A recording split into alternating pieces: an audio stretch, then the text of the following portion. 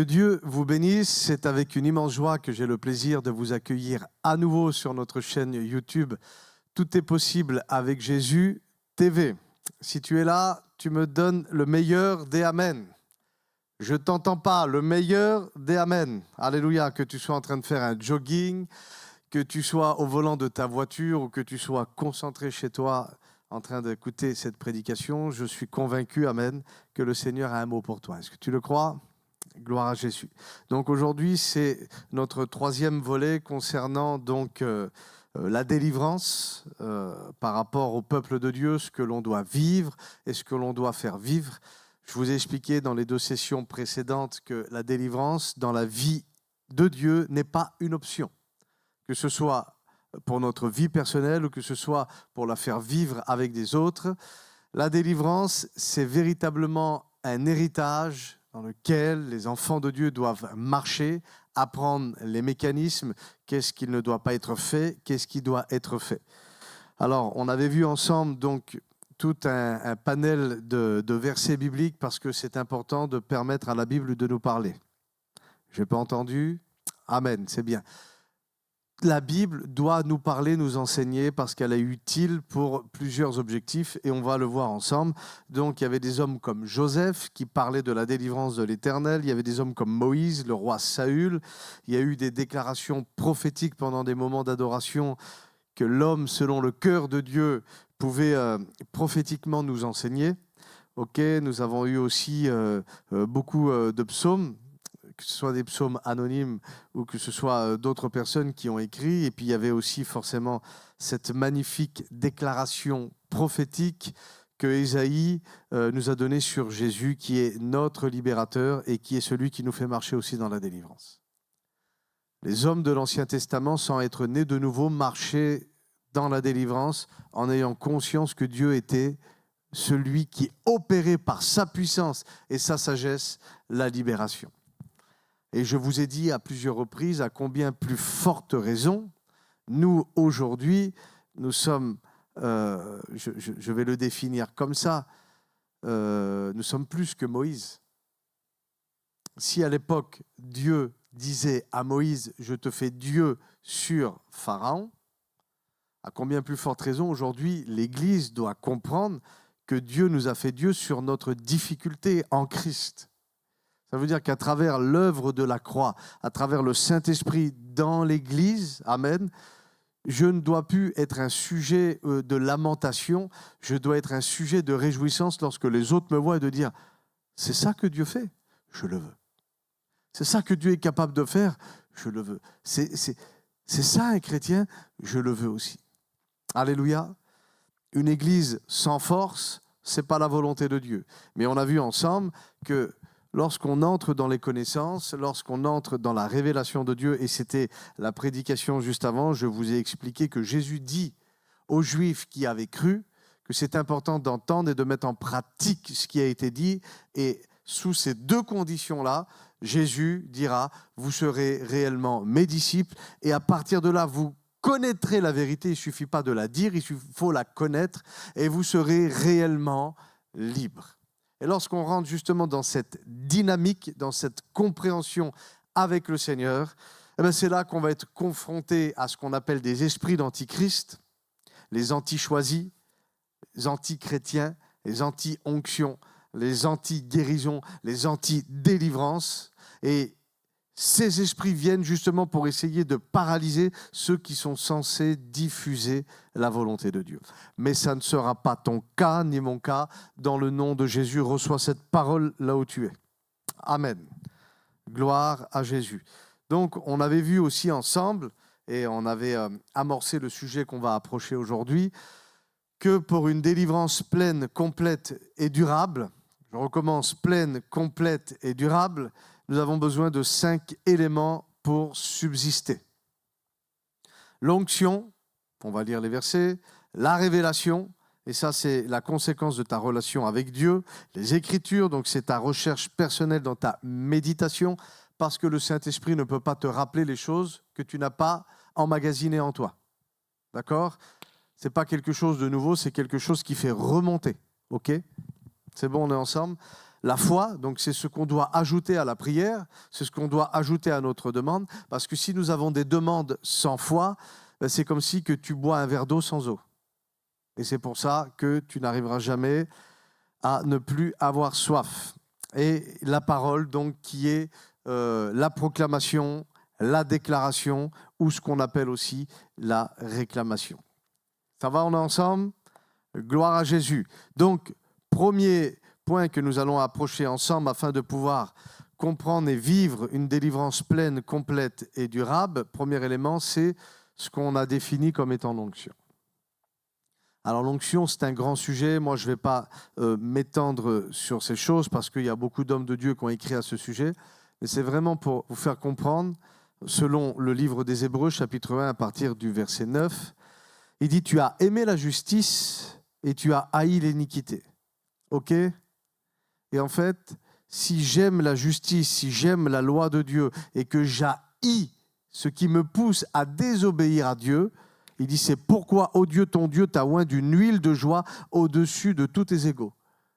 Ça veut dire que, à partir du moment où je mets mon cœur, où j'applique mon cœur à obéir aux ordonnances du Seigneur et j'applique mon cœur à détester la volonté de la chair, la volonté de la religiosité parfois, c'est là que Dieu va me donner un type d'onction pour me démarquer même au sein de ma propre Église. Alléluia. La version Parole vivante nous dira ceci. Tu trouves ton plaisir dans ce qui est juste. Alors bien sûr que prophétiquement ça concernait Jésus, mais prophétiquement maintenant je déclare que ça te concerne à toi. Alléluia. Tu trouves ton plaisir dans ce qui est juste. Tu détestes le mal et l'impiété. Est-ce que quelqu'un déteste le mal et l'impiété ? Sois honnête. Réponds pas avant.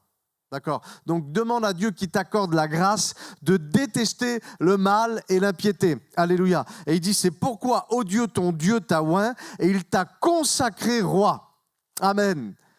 Nous avons été prophétiquement consacrés dans la royauté. Alléluia. C'est pour ça que la Bible dit que nous sommes devenus des acteurs dans le royaume de Dieu. Nous pouvons être des acteurs serviteurs, des acteurs fils et des acteurs dominants, des acteurs rois. Alléluia. Dis Amen là où tu es. Gloire à Dieu. Il t'a oint au milieu des acclamations de joie. Gloire au Seigneur. Et il t'a donné une autorité bien supérieure à tes compagnons. Mais que Dieu fasse que cette autorité ne soit pas pour les écraser, mais plutôt pour les influencer. Alléluia. Merci Jésus. Ésaïe chapitre 10, versets 26 et 27. Donc c'est un verset que beaucoup d'hommes de Dieu prennent en référence pour faire leur thématique sur donc, l'onction. Il dit « Et l'Éternel des armées ». Et là, j'attire votre attention. Lorsqu'on manifeste l'onction, c'est pour faire la guerre. Alléluia. L'Éternel des armées suscitera contre lui un fouet, comme Madian a été frappé au rocher d'Horeb, et son bâton sera sur la mer, et il lèvera de la même manière que ça avait été levé en Égypte.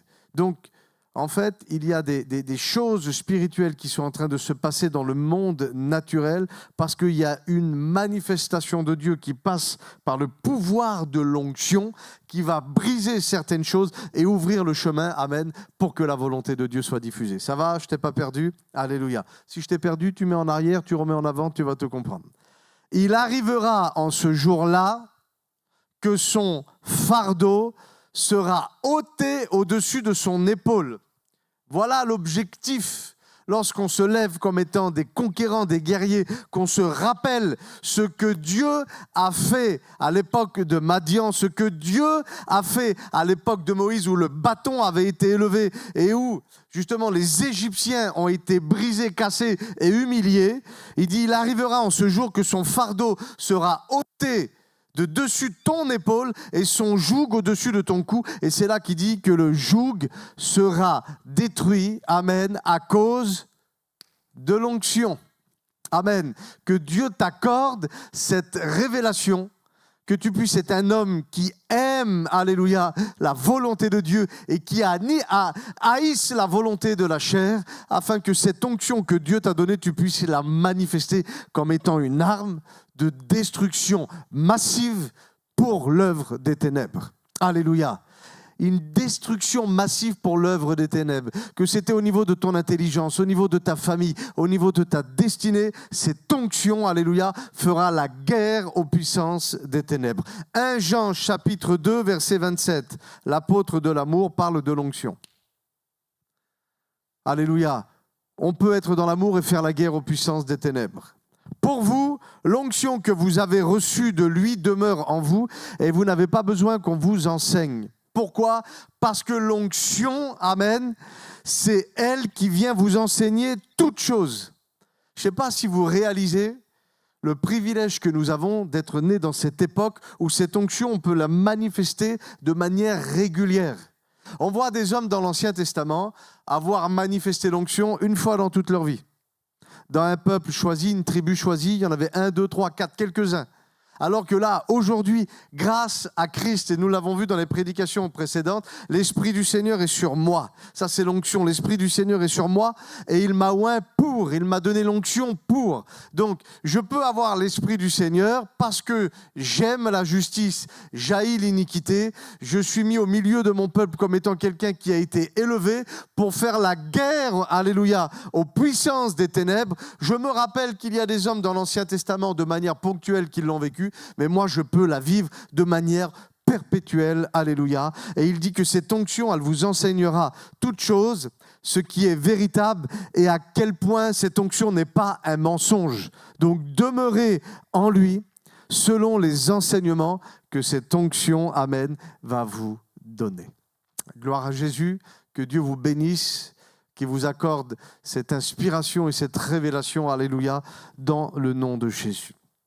Deuxième chose qui est important de comprendre pour que la délivrance soit pleine, complète et durable, c'est ce qu'on appelle la révélation. Dis avec moi révélation. Je ne t'entends pas. Dis avec moi révélation. Gloire à Dieu. Donc la révélation, elle vient, trois choses, soit dans des moments d'intimité où tu es dans la présence de Dieu et d'un seul coup, boum, tu vois un ange, il vient te parler. Tu as une vision, tu es amené quelque part en esprit, ou d'un seul coup, le Seigneur te dit, prends le texte, ou alors, tu entends, que ce soit dans ton cœur ou audiblement, alléluia, le Seigneur te parler. Donc, la révélation vient soit dans un moment d'intimité, ou alors elle peut venir, deuxièmement, dans la suite d'un moment d'intimité, d'un moment sincère et d'intimité. Tu as passé un temps avec Dieu, tu étais honnête, tu étais vrai, tu as prié, tu as fait le temps de silence, Dieu n'a rien dit. Et dans la nuit, Dieu te donne un songe. Ou le lendemain, il y a quelque chose, une circonstance qui est placée et il se passe quelque chose. Donc, la révélation, elle vient aussi soit dans le moment d'intimité, soit c'est la conséquence ou la suite d'un moment sincère et d'un moment d'intimité. Donc, il ne faut pas se décourager lorsque tu es passé un temps avec Dieu. Tu dis, bon, il ne m'a rien dit. Attends, ça va venir. Laisse ton cœur comme étant un champ qui a été préparé pour recevoir justement, alléluia, la semence du Seigneur. La révélation, elle vient aussi, parfois, et c'est bien souvent, par quelqu'un d'autre qui manifeste un don spirituel à ton sujet, parce que la Bible nous enseigne qu'il faut s'aimer les uns les autres et apprendre à dépendre les uns des autres. Donc des fois, Dieu ne va pas te donner les choses dans l'intimité, Dieu va te donner les choses dans la communion. Allez, tu peux dire Amen. Tu n'as pas envie, mais dis Amen. Parce que des fois, on voudrait bien dire, moi, je suis l'homme de Dieu, ou Dieu lui parle face à face, bouche à bouche, mais des fois, ça va passer par la petite sœur d'à côté. Des fois, ça va passer par le frère d'à côté. Des fois, ça va passer par ton pasteur et tu n'as pas envie, mais c'est comme ça, parce qu'il y a aussi un enseignement, et le fer aiguise le fer, le frère aiguise le frère. L'homme s'aiguise au contact de la personnalité de son prochain. Amen. On est ensemble ? Gloire à Dieu. Donc, la révélation, elle permet de venir mettre le doigt sur un problème. Ça, c'est très important. Et concernant justement la délivrance, il n'y a pas de fumée sans cause. Il n'y a pas de réaction sans une action. D'accord? Et donc, des fois, on veut enlever les toiles d'araignée, ça sera beaucoup plus propre, mais si tu n'as pas tué l'araignée, les toiles d'araignée vont revenir. D'accord? Donc, la révélation, elle permet justement de mettre le doigt sur l'araignée et de dire c'est ça la source. Elle met le doigt sur le problème. La révélation peut aussi te révéler quel type de prière ou quel type d'attitude tu dois adopter dans ce type de situation. Parce que, par exemple, je vous donne un exemple. Alors ça, ce n'est pas dans la révélation, c'est dans la compréhension. Écoutez, j'ai vu beaucoup d'hommes prier comme ça pour les malades. Mettre la main sur l'épaule, Seigneur, te demande d'accorder ta grâce, si c'est ta volonté, que cette maladie, dans le nom de Jésus, parce que tu as pris à la croix. Et c'est une belle prière. Vous voyez, la personne, elle commence à trembler, à pleurer un petit peu parce qu'elle est touchée dans son cœur. Ben oui, elle voudrait bien que la maladie s'en va. Et puis elle repart, elle dit, Seigneur, peut-être que tu m'as exaucé. Et puis finalement, le lendemain, la douleur est là. Quand ils vont refaire les radios, c'est toujours là. Et ça crée des frustrations. Et en fait, Dieu ne nous demande pas seulement de prier, mais il nous demande de bien prier. OK ? Donc maintenant, aujourd'hui, on le sait parce qu'on a compris ces choses-là à travers les enseignements. Et j'aime un livre qu'a écrit un ami sur la guérison où il dit « Ne priez plus pour les malades, mais guérissez-les. » OK ? En fait, Jésus ne nous a pas dit « Mettez-lui une main sur l'épaule et puis demandez à Dieu que Dieu fasse. » Non. Jésus nous a dit « Vous parlerez à la montagne et la montagne partira. » OK ? Quand Jésus arrive vers la femme dans la maison de Pierre, il menace la fièvre. OK ? Donc, on doit parler aux sycomores, on doit parler à la montagne, on doit parler à la fièvre, on doit parler aux mauvais esprits. La vie ou la mort sont au pouvoir de la langue et Dieu t'a donné une bouche. OK ? Donc, aujourd'hui, on le sait, tu menaces la maladie. Et puis, on revoit des fois ces personnes, elle dit, mais j'ai fait prier 10 fois pour moi. Et ce jour-là, elle revient, viens, on va prier. Et c'est quoi tes symptômes? C'est quoi ta douleur? Tu commences à la faire confesser, commence à faire qu'elle dévoile le plan de l'ennemi. Et là, tu dis maintenant, douleur, c'est à toi que je parle. Et dans le nom de Jésus, et elle commence à dire, la douleur, elle était dans la jambe, elle a monté. Elle est sur le bord de la cuisse. Et là, d'un seul coup, elle est montée, elle est sur l'épaule. Et là, tu t'aperçois qu'il y a quelque chose qui est en train de bouger et tu dis que ça lâche dans le nom de Jésus. Et la personne, elle trouve sa libération, elle trouve sa guérison. Pourquoi ? Parce que tu as bien prié. Et donc, c'est pour ça qu'en fait, la révélation, elle nous permet de pouvoir identifier le type de combat afin de pouvoir utiliser, amen, le bon type de prière. Alors, on ne va pas aller là-bas, mais écoute, tu as la supplication en type de prière, tu as les requêtes, tu as les prières offensives où tu menaces, déclaration. Tu as les prières aussi qui sont liées à la paix, où tu déclares par rapport au texte biblique qu'est-ce qui doit arriver sur la vie des gens. En fait, tu as la prière d'action de grâce. Ça veut dire, Seigneur, je te remercie pour ce que tu es en train de faire alors que ce n'est pas encore arrivé. Ça, c'est vraiment une prière dans la foi. Tu as tellement de types de prières, mais que Dieu t'accorde aussi, amen, la grâce de pouvoir comprendre ces mécanismes-là. Ce qu'il faut savoir dans la révélation, c'est comment Dieu veut agir. On voit à un moment donné le roi David, qui est un homme d'intimité, qui doit aller sur le front pour confronter les Philistins. Et tu as le Seigneur qui lui dit, je livre l'ennemi entre tes mains et tu vas agir de telle ou de telle façon. Et là, David y va, il remporte la victoire sur le champ de bataille. Et puis, c'est pour ça, Église, que c'est important d'avoir ces moments d'intimité pour continuer de marcher dans la délivrance. Je vais vous dire pourquoi. Parce que si David serait resté sur la révélation d'hier, ça veut dire qu'à chaque fois qu'il aurait été au combat, il aurait agi de la même façon. Mais chaque combat sont différents. Pourquoi ? Parce que l'ennemi évolue. Parce que l'ennemi aussi, il essaye de te regarder, comment tu agis, comment tu pries, qu'est-ce que tu fais, quelles sont tes forces, quelles sont tes faiblesses. Vous savez, les agents secrets les plus forts, ce n'est pas le KGB, la CIA ou le FBI, c'est les agents des puissances des ténèbres. Ça, c'est très important de savoir qu'ils sont là et ils font des rapports sur l'Église en fonction de leur évolution. Mais David, qui est un homme après le cœur de Dieu et qui a compris que spirituellement, les choses doivent dépendre de Dieu, quand il a fallu retourner contre les Philistins, il n'a pas pris l'initiative de le faire, il a consulté Dieu à nouveau. Et là, Dieu il a dit, maintenant, on va changer de façon. La dernière fois, tu y as été, tu as battu l'ennemi. Maintenant, tu vas te mettre derrière les mûriers platanes, là-bas, et c'est moi qui va y aller. C'est moi qui va y aller, et je vais te faire voir comment je livre encore aujourd'hui l'ennemi entre tes mains. Et ça me fait penser à quelque chose qu'une fois on avait vécu avec un frère. Nous sommes en train de faire la délivrance de quelqu'un, la personne avait des mauvais esprits, et on menace les mauvais esprits, et puis on demande la délivrance, et puis on dit, toi tu sors, et toi, puis on est quelques-uns, et puis il se passe un temps, et il y a un frère qui est à côté de moi, qui commence à prier, et qui demande à Dieu la source, la révélation, le pourquoi du comment. Et Dieu donne à ce frère la raison de comment c'est arrivé, pourquoi c'est arrivé et comment ça va finir.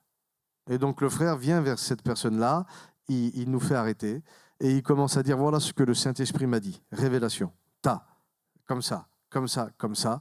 La personne, 30 secondes, elle était libre, baptisée du Saint-Esprit. Alléluia. Donc, pour la délivrance pleine, concrète et durable, ayez, Église, cette relation avec Dieu. C'est ce qui vous poussera, amen, à avoir la révélation. Gloire à Dieu. Donc, troisième volet, troisième point, c'est pour avoir justement cette révélation complète et pleine, c'est les Écritures. La connaissance des Écritures avec le vrai sens, avec le vrai but. Et n'oubliez pas, c'est ce que la Bible dit, c'est ce que Jésus dit lui-même. Jean chapitre 5, verset 39. Il dit, vous étudiez les Écritures parce que vous pensez avoir la vie éternelle en elles, alors qu'en réalité, les Écritures rendent témoignage à mon sujet. En fait, toute la Bible a un seul et unique but, c'est rendre témoignage de Jésus. Qui il est, qui il n'est pas, ses actions, ce qu'il aime, ce qu'il n'aime pas. Et c'est important de lire la Bible avec cet objectif-là. Trop de gens lisent la Bible avec des objectifs qui sont complètement différents à celui-ci. Et c'est pour ça que ce sont des gens qui sont remplis de versets, mais qui n'ont pas le cœur de Dieu. Ils sont remplis d'une connaissance scripturaire, historique. Qu'est-ce que le mot hébreu veut dire? Qu'est-ce que ça veut dire? Qu'est-ce qu'il faut faire? Qu'est-ce qu'il ne faut pas faire? Et ils connaissent toutes les doctrines, mais ils n'ont pas compris que Jésus a dit, les Écritures, elles rendent témoignage de moi. C'est tout. La Bible est venue annoncer la venue du Messie. Et le Messie est venu avec un autre message. Il est venu annoncer la venue d'un royaume. Alléluia. Donc, le vrai sens des Écritures, en priorité, c'est celui-ci. Et selon 2 Timothée, chapitre 3, à partir du verset 16 et 17, la Bible dit que toute Écriture, amen, est inspirée de Dieu, utile pour enseigner, convaincre, corriger, instruire dans la justice. Là, ça veut dire que le deuxième objectif des Écritures, c'est de pouvoir construire et bâtir l'Église comme un garde-fou, poser des limites, poser des bases, poser ces choses-là, afin que l'homme de Dieu soit accompli et propre en bonnes œuvres. Gloire à Dieu. Et en fait, les Écritures vous poussent à vivre une relation avec Dieu, et bien souvent, votre relation avec Dieu vous pousse à redécouvrir, amen, les Écritures avec une révélation nouvelle. Les Écritures, c'est ce qui nous permet de connaître Dieu et aussi de nous connaître en tant qu'homme de Dieu. D'accord ? Connaître Dieu, mais aussi apprendre à nous connaître en tant qu'homme de Dieu. Et c'est ce qui fera que justement au désert, la connaissance biblique de Jésus n'a pas permis à Satan de passer. Ok ? Beaucoup de gens se sont laissés distraire par des fausses doctrines parce qu'ils ne connaissaient pas véritablement le sens des Écritures. Où on dit ce verset-là veut dire ça, ce verset-là, et tout est décontextualisé. Et aujourd'hui, on arrive à un idéal de choses, et c'est bien dommage, ou des personnes qui ont eu la révélation mais sans fondement, et ça crée des problématiques. Vous savez, imaginez-vous, vous avez faim, le jeûne il est fini, et puis d'un seul coup, vous entendez une voix qui vous dit, vous avez la puissance quand même. Et vous êtes capable, si toi tu as faim, tu n'as pas d'argent, de prendre que cette pierre, elle devienne du pain. Et puis toi, tu dis, oui, c'est vrai. Et tu te mets devant cette pierre-là. Tu dis, au nom de Jésus, maintenant, j'ai reçu la puissance. Je suis celui qui décide sur la terre. Donc, j'ordonne que cette pierre devienne du pain. Et ça reste une pierre et tout le monde te regarde et tu passes pour un fou. Mais ce qui a permis justement à Jésus de contrer justement cette manifestation d'incrédule et diabolique, c'est de dire non, l'homme ne vivra pas de pain seulement, mais de toute parole qui sort de la bouche de Dieu. D'accord ? Donc la connaissance biblique te permet aussi de te protéger et de repousser Satan lorsqu'il voulait t'emmener dans des fausses choses, dans des fausses croyances ou à faire des choses qui sont hors sens. Ça va ? On est ensemble ? Gloire à Jésus. 4e chose, donc c'est la foi. Et donc la foi, écoutez bien, c'est ce que moi je vais appeler le pont entre la bénédiction et la manifestation. Parce que dans le monde spirituel, les choses existent déjà. Je suis déjà béni en fait. Et il y a plein de choses qui existent dans le monde spirituel, mais qui ne sont pas encore dans le monde naturel. Et lorsque je manifeste la foi, c'est le pont entre la bénédiction, donc ce qui existe, et la manifestation, c'est ce que je dois voir. OK ? J'ai fait une expérience il y a quelques années de ça, et j'étais en méditation, et je lisais le texte, là, 1 Timothée chapitre 4 et verset 1. Il dit « Mais l'Esprit dit expressément que dans les derniers temps, donc c'est les temps que nous sommes en train de vivre, certains abandonneront la foi pour s'attacher à des esprits trompeurs et des doctrines de démons. » Et il dit que dans les derniers temps, il y en a plein qui vont abandonner la foi pour s'attacher à d'autres choses. Et là, j'ai entendu la voix de Dieu me dire « Chris, je ne veux pas que tu fasses partie de ces gens-là. » Et pour moi, ça a été une révélation parce qu'en fait, j'ai véritablement le choix de croire ou de ne pas croire. Et ce que je dois croire ne doit pas dépendre de ce que je vois ou de ce que je n'ai pas vu encore. Parce que c'est une grande problématique pour beaucoup de gens. Moi, je crois si je verrai. Et puis même, je vais vous dire, c'est un grand piège. On connaît cette histoire où Thomas, il a dit, moi, si je crois pas, si je vois pas, je crois pas. Avec tout ce qu'il avait vu, il avait encore le culot de dire ça. Il a vu des résurrections, il a vu des lèpres partir, il a vu des morts ressuscités, il a vu des démons être chassés, ça ne se faisait pas à l'époque. Il a vu des malades guéris, il a vu des aveugles revoir, des paralytiques marcher, sauter. Il a vu les foules venir au pied de Jésus, cette action de grâce. La Bible dit que la grâce était répandue sur les lèvres du Christ. Et lui dit, si je ne vois pas, je ne crois pas, t'en finiras jamais avec ça. Moi, je pense qu'on en a assez vu et que ça devrait suffire pour continuer de croire même si on ne voit pas encore. Alléluia.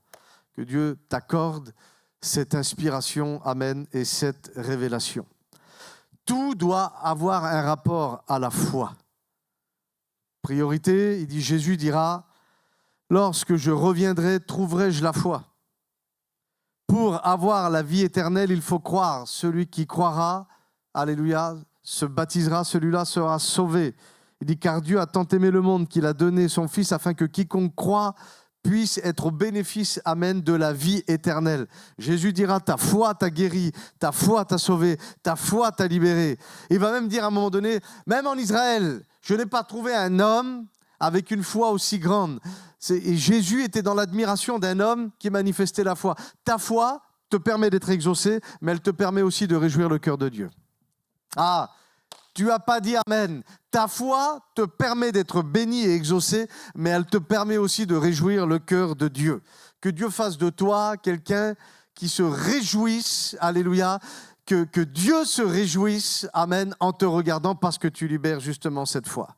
La Bible dit aussi que celui qui croit verra, alléluia, la gloire de Dieu et qu'il en soit fait selon, tu l'as dit, selon ta foi. Alors ne te déconnecte pas, nous allons voir maintenant donc le 5e et dernier point et on va clôturer donc ce volet sur la délivrance par rapport à ça et dans les autres prédications, ça sera des branches concernant la délivrance, ok ? Donc là, il était question de la parole pour une délivrance pleine, complète et durable. Mais pas la parole dans le sens nécessairement des Écritures, on va le voir. Marc chapitre 11, verset 22. Jésus dit alors, « Ayez foi en Dieu, je vous le dis en vérité, si quelqu'un dit, ok, si quelqu'un parle à cette montagne en disant ceci, retire-toi de là et jette-toi dans la mer, s'il ne doute pas dans son cœur, donc c'est l'associement de la foi, le point numéro 4, et l'associement de la parole, d'accord, s'il ne doute pas dans son cœur, mais qu'il croit que ce qu'il dit, de ce qu'il a prononcé, la parole qui est sortie de sa bouche arrive, eh bien, il le verra s'accomplir. Que ce soit une fraction de seconde, que ça mette une semaine, 6 mois, 1 an, ça va arriver. Ah, je n'ai pas entendu, ça va arriver. Alléluia, donne-moi un amen, ça va arriver. Et il dit, c'est pourquoi je vous le dis, tout ce que vous demanderez, il est question de parler en priant, croyez que vous l'avez reçu et vous le verrez s'accomplir. Ces choses-là vous seront accordées. Gloire à Dieu. Alléluia, gloire au Seigneur. Et c'est important aussi, donc là, c'est de parler à la montagne. Ok, mais il y a aussi une autre façon de faire, et je trouve ça tellement beau, tellement spirituel, c'est aussi de déclarer par notre parole les bienfaits de Dieu et la volonté de Dieu. Ok? Vous connaissez cette histoire de Jonas, Jonas chapitre 2, à partir du verset 2. La Bible dit que Jonas rentre en discussion avec Dieu, et il y a ce qu'on appelle la désobéissance. Et puis finalement, à cause de sa désobéissance, Jonas est jeté à la mer. Et la Bible dit qu'un poisson est venu avaler Jonas. Du ventre du poisson, Jonas va se mettre à prier son Dieu. Et voici ce qu'il va dire. Alors, plongez-vous dans le décor de ce moment-là. Il est dans l'amertume. Il n'a pas envie. Il n'y a aucune humilité en lui. Sa désobéissance l'emmène loin de Dieu. La Bible dit, alors selon les commentateurs, est-ce que c'est Dieu qui était à l'origine ou est-ce que c'est une expression de langage et que c'est vraiment Satan qui envoie le poisson? Mais bon, bref, en tout cas, il est mal barré. Il est avalé dans le ventre d'un poisson. On doit certainement avoir de l'eau partout. Il a du mal à respirer. Ça ne doit pas être agréable. Imaginez-vous, vous êtes avalé d'un poisson et vous êtes mis au fond des mers. Et il va se mettre à prier. Et l'attitude est différente parce que le texte dit, il n'a pas prié Dieu, mais il a prié son Dieu. Et il va dire ceci, dans ma détresse, j'ai fait appel à l'Éternel. Et il m'a répondu, alors qu'il n'a pas encore répondu. Mais c'est une déclaration prophétique dans la foi. Parce que même s'il était en conflit avec Dieu sur ce moment-là, il connaissait Dieu. Il sait que c'est un Dieu d'amour. Il sait que c'est un Dieu saint. Il sait que c'est un Dieu qui est capable d'agir. Et il a mis en avant les bienfaits et la volonté de Dieu à son égard. Il dit, dans ma détresse, j'ai fait appel à l'Éternel et il m'a répondu. Du milieu du séjour des morts, j'ai appelé au secours et il dit, tu as entendu ma voix. Tu m'as jeté dans l'abîme, dans les profondeurs de la mer, et les courants m'ont environné. Toutes les vagues et tous les flots sont passés sur moi, et je disais, je suis chassé loin de ton regard, mais je verrai encore ton Saint-Temple. Ça veut dire que même s'il était avalé par le problème, et où tout était en train de crier autour de lui, tu vas mourir, lui disait, moi, je ne vais pas mourir. Il dit, l'eau m'a couvert jusqu'à m'enlever la vie. L'abîme m'a enveloppé. Les algues s'enroulaient autour de ma tête. Imaginez-vous comment que ça devait être désagréable, repoussant. Verset 7. Je suis descendu jusqu'aux racines des montagnes. Je ne peux pas aller plus bas dans la mer. Les verrous de la terre m'enfermaient pour toujours, mais tu m'as fait remonter vivant du gouffre éternel, mon Dieu. Mais lorsqu'il est en train de dire ça, il n'est pas remonté encore. Lorsqu'il est en train de dire ça, il est toujours en bas. Et en fait, déclarer les bienfaits de l'Éternel à notre sujet permet d'activer, alléluia, la puissance de libération, que ce soit pour nous dans des situations ou qu'on soit mandaté pour prier pour des gens dans certaines situations. Il dit, quand mon âme était abattue, je me suis souvenu de l'Éternel. Et ma prière est parvenue jusqu'à toi dans ton Saint-Temple. Ceux qui s'attachent à des idoles sans consistance éloignent de la bonté. Donc là, il était en train de proclamer ou de dire, oui, j'ai eu une idole, c'est ma personne, c'était ma volonté, c'était ces choses. Et quelque part, je me suis éloigné de toi. Et c'est à cause de moi. Et c'est là ce qu'on appelle l'esprit de repentance de Jonas. Et il dit, quant à moi, je t'offrirai. Donc ça veut dire qu'à partir d'aujourd'hui, ça doit changer. Des sacrifices avec un cri de reconnaissance. Alléluia. Et j'accomplirai les vœux que je fais parce que le salut, alléluia, vient de l'Éternel. Il a dit toutes ces choses-là alors qu'il était avalé par le problème. Et voici la conséquence de cette déclaration. Amen. L'Éternel parla au poisson et le poisson rejeta Jonas sur la terre. Alléluia. Au nom de Jésus, que Dieu t'accorde ce niveau de révélation, que ce soit pour parler à la montagne, que ce soit pour déclarer, alléluia, les bienfaits de Dieu à ton sujet. Gloire au Seigneur. J'espère que ces 3 volets vont être bénéfiques pour toi, qu'ils vont t'instruire dans la présence de Dieu. Si tu as des questions, tu peux poser des questions dans les commentaires. Si tu as besoin qu'on puisse se voir ou qu'on puisse prier ensemble, n'hésite pas à mettre ces prières et ces requêtes dans les commentaires. Mais avant d'aller plus loin, j'aimerais que tu ne te déconnectes pas. J'aimerais prier pour toi si tu sens une oppression, si tu sens dans tes pensées des choses, que tu es réclamé, qu'il y a aussi ces choses-là. On va parler ensemble à la montagne. Donc, je ne sais pas comment tu peux faire. Tu peux peut-être te lever là où tu es, mettre ta main sur ta tête. Si tu es au volant de ta voiture, laisse faire. Hein, ne mets pas ta main sur ta tête, conduis toujours. Mais je vais prier, je crois que le Seigneur est capable d'agir. Donc ferme tes yeux si tu peux là où tu es et sois connecté au son de ma voix. Père, maintenant dans le nom de Jésus, je prends autorité par la puissance que tu m'as confiée, maintenant au nom de Jésus, et l'Esprit du Seigneur est sur nous pour libérer les captifs. Donc maintenant au nom de Jésus, je brise toute puissance des ténèbres qui veulent venir dans ta vie, dans tes pensées, et j'ordonne que ça lâche maintenant. Toute chose qui était mise au niveau de ton thorax, maintenant ça lâche dans le nom de Jésus. J'appelle la puissance de guérison, la puissance de libération. Que l'onction qui doit briser et casser le joug tombe sur toi maintenant. Alléluia. Merci Seigneur pour les choses que je ressens. Merci pour les libérations que je ressens au nom de Jésus. Et laisse maintenant partir. Commence à prier, commence à remercier le Seigneur de ce qu'il est en train de faire là où tu es, dans le nom de Jésus. Alléluia. Et tu as le droit de dire Amen là où tu es. Si tu as vécu quelque chose dans ce temps de prière, je t'invite à l'inscrire en commentaire ou à nous l'envoyer en témoignage dans les mails qui sont en dessous. En attendant, restez bénis et on se voit très prochainement sur notre chaîne YouTube. Tout est possible avec Jésus TV.